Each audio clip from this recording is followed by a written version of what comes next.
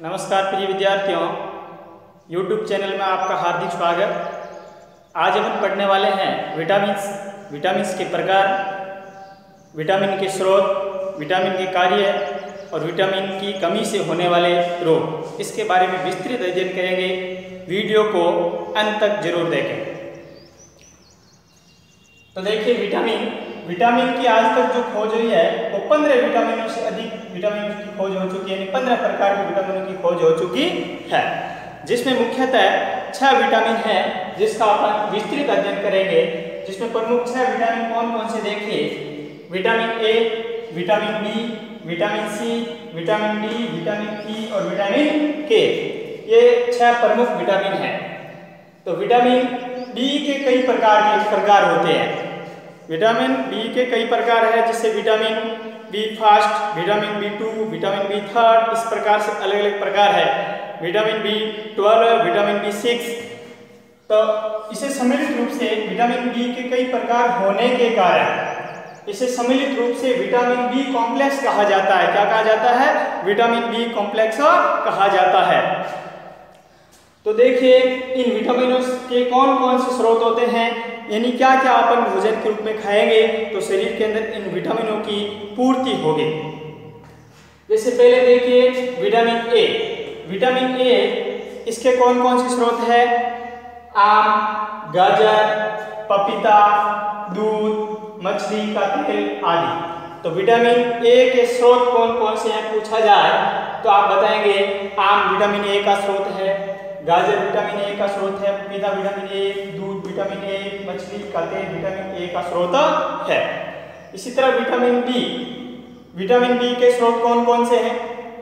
गेहूं, चावल, यकृत, ये विटामिन बी के स्रोत है। अगला है विटामिन सी।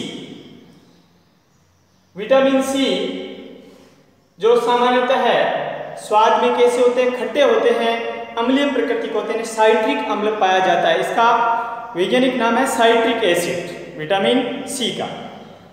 ये खाद्य पदार्थों को जब गर्म करते हैं तो विटामिन सी है भाप के साथ में उड़ जाता है, इसीलिए ये कच्चे पदार्थ खाने से विटामिन सी की शरीर के अंदर पूर्ति होती है। तो देखिए, विटामिन सी के कौन कौन से स्रोत है? संतरा, नींबू, टमाटर, आंवला, अमरूद, मिर्च आदि, ये किसके स्रोत है? विटामिन सी के स्रोत है। अगला है विटामिन डी का मुख्य प्राकृतिक स्रोत है वो सूर्य का प्रकाश है। यानी सुबह के समय अपन धूप के अंदर खड़े रहें, सूर्य का प्रकाश लें तो त्वचा के द्वारा विटामिन डी है वो ग्रहण हो जाती है, शरीर के अंदर पहुंच जाती है, जो अपने कैल्शियम का उपयोग करती है और हड्डियों को मजबूती प्रदान करने में सहायक होती है।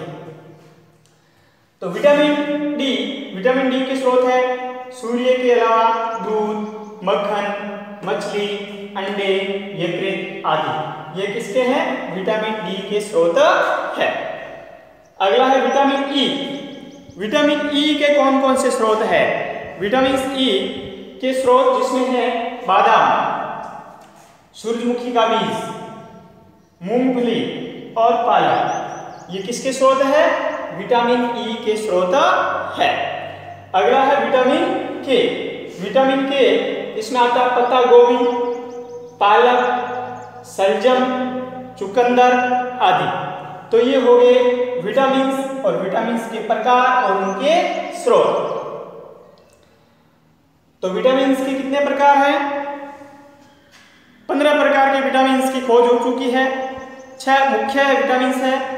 कौन कौन से मुख्य विटामिन हैं? Vitamin A, vitamin B, vitamin C, vitamin D, vitamin E और विटामिन के। विटामिन बी कॉम्प्लेक्स क्यों कहते हैं? क्योंकि विटामिन बी के कई प्रकार हैं और इसे सम्मिलित रूप से विटामिन बी कॉम्प्लेक्स कहा जाता है। इसी तरह इनके स्रोत, कौन सी विटामिन का कौन सा स्रोत है या किस विटामिन की कमी हो जाती है जिससे अपन उस विटामिन की पूर्ति कर सकते हैं, शरीर में क्या खाना चाहिए, तो वो ध्यान में रखना अति आवश्यक है। तो ये है विटामिन के स्रोत। अगला अपन पढ़ेंगे विटामिन की कमी से होने वाले रोग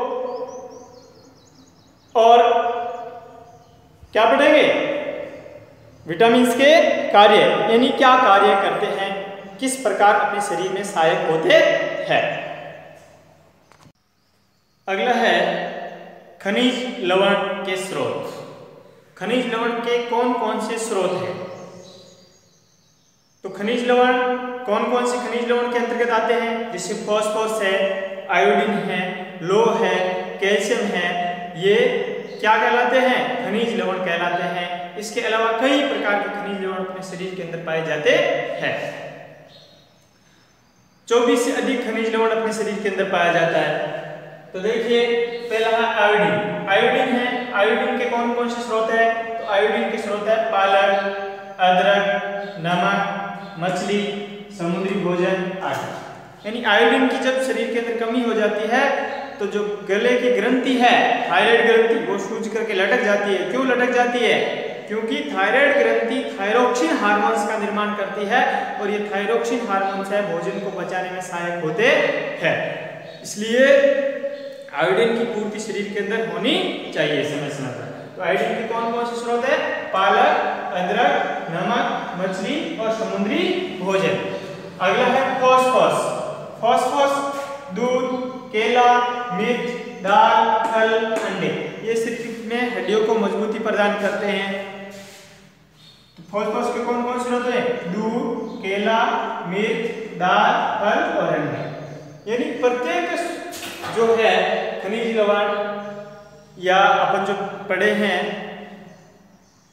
खनिज लवण के अलावा विटामिन्स के स्रोत, तो विटामिन्स के स्रोत और खनिज के स्रोत में दोनों आते हैं। जंतु स्रोत भी है और पादप स्रोत भी है। तो देखिए पालक है किससे प्राप्त होती है? पादप से, अदरक पादप से, नमक समुद्र से तत्व पदार्थ होते हैं, मछली जंतु उत्पाद है। तो इस प्रकार से जंतु और पादप दोनों उत्पाद होते हैं। अगला लोह के स्रोत। लोह के स्रोत, लोह तत्व क्या करते हैं? शरीर के अंदर हीमोग्लोबिन की मात्रा को बढ़ाने में सहायक होते हैं। शरीर में लोह तत्व की कमी से शरीर में किसकी कमी आ जाएगी? हीमोग्लोबिन की कमी आ जाएगी, रक्त की कमी हो जाएगी। तो लोह तत्व पपीता, सेब, यकृत, पालक आदि में पाया जाता है। लोह तत्व किस किस में पाया जाता है? पपीता है, सेब है, यकृत है और पालक है। अगला कैल्शियम। कैल्शियम के कौन कौन से स्रोत है? कैल्शियम के स्रोत है दूध व अंडे। दूध व अंडे। तो कैल्शियम हड्डियों का निर्माण करने में सहायक होता है, हड्डियों को मजबूती प्रदान करता है। जो विटामिन डी की उपस्थिति में इसका उपयोग होता है जिससे हड्डियां मजबूत होती है, वृद्धि होती है हड्डियों में। अगला रुक्षांश। रुक्षांश किसे कहते हैं? रुक्षांश यानी सेल्यूलोज युक्त खाद्य पदार्थ या ऐसा कहा जाए रेशेदार खाद्य पदार्थ। कैसे खाद्य पदार्थ? रेशेदार खाद्य पदार्थ या सेल्यूलोज युक्त खाद्य पदार्थ, उसे क्या कहेंगे? रुक्षांश कहेंगे। क्या कहेंगे? रुक्षांश। तो रेशेदार खाद्य पदार्थों को रुक्षांश कहते हैं। पूछ लिया जाए रुक्षांश किसे कहते हैं, तो रेशेदार खाद्य पदार्थों को क्या कहते हैं? रुक्षांश कहते हैं। उदाहरण के लिए साबुत खाद्यान्न। साबुत खाद्यान्न होता क्या है? साबुत खाद्यान्न यानी पादपों से सीधे अपन प्राप्त करके इसका उपयोग करते हैं भोजन के रूप में। इससे भोजन बनाया जाता है, खाद्यान्न बनाया जाता है। जैसे देखिए गेहूं, जैसे गेहूं से क्या बनाया जाता है? दलिया बनाया जाता है। दलिया बना सकते हैं, रोटी बना सकते हैं। इसके अलावा कई प्रकार के व्यंजन बनाते हैं, जैसे पूड़ी बनाते हैं, कचौरी बनाते हैं ना। तो ये कचौरी है, पूड़ी है, ये सभी क्या है? कौन से खाद्यान्न है? साबुत खाद्यान्न है, क्योंकि ये गेहूं, बाजरा इस दानों से बनाए जाते हैं, पीस करके बनाया जाता है। तो गेहूं से दलिया बनाया जाता है।